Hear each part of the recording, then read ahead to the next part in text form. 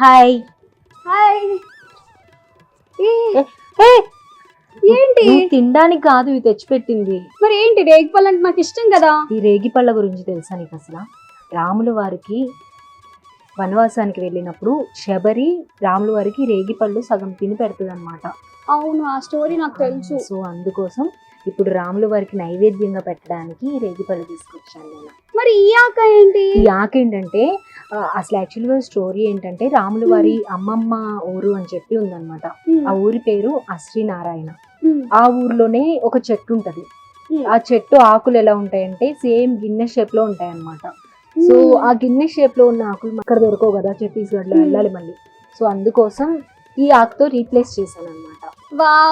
ఈ రేగిపళ్ళు వచ్చేటప్పటికి స్వామి వారికి నైవేద్యంగా పెట్టడం కోసం మనకి అయోధ్యలో రాముల వారు అక్కడ ప్రతిష్ఠ జరుగుతుంది కదా, ఆ టైంకి నేను ఇక్కడ పెడదామని తీసుకొచ్చాను. నువ్వు తినడానికి కాదు, ఓకేనా?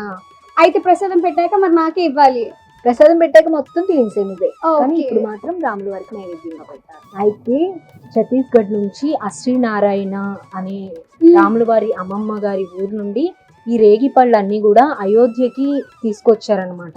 తీసుకొచ్చి రాముల వారికి నైవేద్యంగా పెట్టడానికి నిన్ను ఆల్రెడీ ఇచ్చేశారు. మనం కూడా ఇక్కడ నుండి పెడదామని చెప్పి నేను తీసుకొచ్చాను. ఇంకో స్పెషల్ ఏం తెలుసా? నువ్వు ఇప్పుడు ఆకు అడిగావు కదా, ఆకు మనకు దొరకదు కదా. సో వాళ్ళు ఏం చేశారంటే అది ఛత్తీస్గఢ్లోనే ఆ ఆకు దొరుకుతుంది కాబట్టి ఆ చెట్టు అయోధ్యలో కూడా ఉండాలి అని చెప్పి వాళ్ళు చెట్టుని కూడా ఒక మొక్కని కూడా తీసుకొచ్చి పెట్టారు తెలుసా అయోధ్యలో.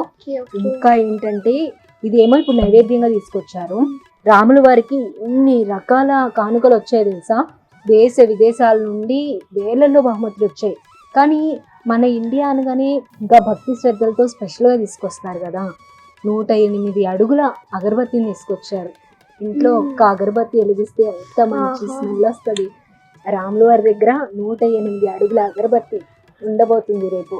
ఇంకా 2100 కేజీల గంటని, ఇంత చిన్న గంట పట్టుకుంటేనే మనకు అంత వెయిట్ అవుద్ది. రాముల వారికి 2100 కేజీల గంట ప్లస్ ఇంకా ఏమున్నాయి నీకు ఐడియా ఉందా? ముత్యాల హారం, ముత్యాల గజమాల కదా.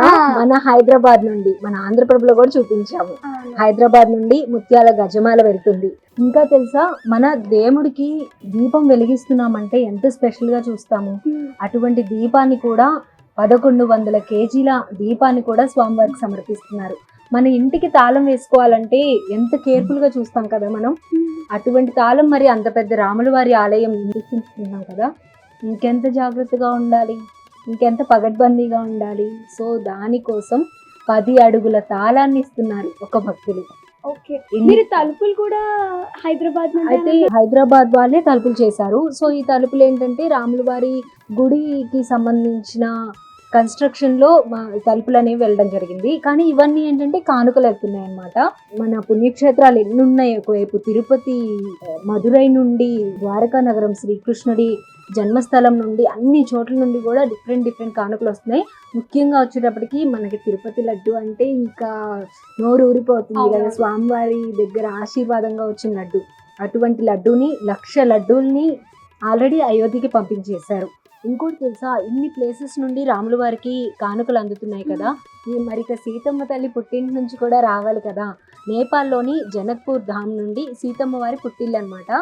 సో అక్కడ నుండి స్వామివారికి వెండి పాదాలు, రకరకాల కానుకలతో పాటుగా మొత్తం 3000 రకాల కానుకలు అక్కడి నుండి స్వామివారికి అందుతూ ఉన్నాయి అన్నమాట.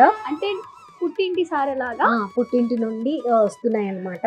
మళ్ళీ వచ్చేటప్పటికి మన అమరావతి నుండి 500 కిలోల కుంకుమ ఆల్రెడీ ఇవన్నీ కూడా చేరుకున్నాయి రాముల వారికి. సో ఇంకో చీర కూడా ఉన్నట్లు తెలిసింది నాకు. అవును, సిరిసిల్ల నుండి ఈ శారీ అయితే రాముడి వారి బంగారు శారీ, రాముడి వారి అవతారంలో అది రాముడి వారి కాళ్ళ కింద పెట్టబోతున్నారు. ఓకే. అయితే మొత్తం రాముల వారికి ఆంధ్రప్రదేశ్ నుండి కూడా చాలా రకాల కానుకలు అయితే వెళ్తున్నాయి. తిరుపతి నుండి 1,00,000 లడ్డూలు ఆల్రెడీ వెళ్ళిపోయాలి. అలాగే ఉజ్జయిని మహాకాళేశ్వర ఆలయం నుండి 5,00,000 లడ్డూలు వెళ్తున్నాయి. ఇంకా ప్రసాదం అంతా కూడా ఆల్మోస్ట్ అక్కడే దొరికిపోతుంది. అలాగే 700 కిలోల రామ్ హల్వాని కూడా అక్కడ ఆల్రెడీ పంపించేసేయడం కూడా జరిగింది. ఇన్ని రకాల ప్రసాదాలు వెళ్తున్నాయి. ఇంకా ముఖ్యంగా చెప్పాలంటే రాముల వారికి చాలా చాలా ఇష్టమైన రేగి పళ్ళు ఇప్పటికే ఛత్తీస్గఢ్ నుండి రాముల వారు ఎక్కడైతే శబరి ఎప్పుడైతే తినిపించిందో అదే ప్లేస్ నుండి రేగిపళ్ళు కూడా ఇప్పటికే చేరుకున్నాయి. ఆ రేగిపళ్ళు ఆకులు అయితే పెట్టారో సేమ్ ఆ చెట్టు మరొక చోట అక్కడ ఉండదు కాబట్టి ఆ చెట్టును కూడా అక్కడ నాటాలి అని చెప్పి వాళ్ళు ఇప్పటికే ట్రస్ట్కి కూడా అందించేశారు. చాలా ఇంట్రెస్టింగ్ టాపిక్స్. ఇలా రాముడి గురించి చెప్తూ ఉంటే అసలు టైమే తెలియదు. అవును, ఒకరోజు వెయిట్ చేస్తే రేపు రాములు వారు ఇన్ని వందల సంవత్సరాలుగా ఎదురు చూస్తున్న ఆలయం అయితే ప్రతిష్ఠించబోతున్నారు. సో మనం కూడా చక్కగా రామనామ స్మరణలో మునిగిపోవాలి రేపటి నుండి. అంటే మనకి అంతమంది సెలబ్రిటీస్ మధ్యలో అక్కడి వరకు మనం వెళ్ళి చూడలేం కాబట్టి చక్కగా ఇక్కడే ఉండి రాముల LED వారికి screen లో పూజ చూసుకుందాం. చేసుకుంటూ స్వామివారిని చూద్దాము. నాకు నేర్పించేవాళ్ళు కదా శ్రీరామ రామ, అది చెప్దామా? ఓకే.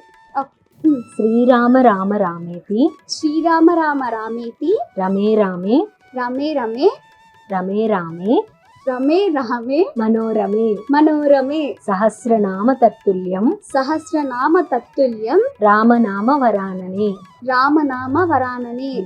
ఈ మంత్రానికి కూడా ఎంత గొప్ప ఇది ఉంది తెలుసా? ఈ ఒక్క మంత్రం జపిస్తే చాలు రాముల వారు అమాంతం ఏ కోరిక కోరుకున్నా సరే నెరవేర్చుతారంట.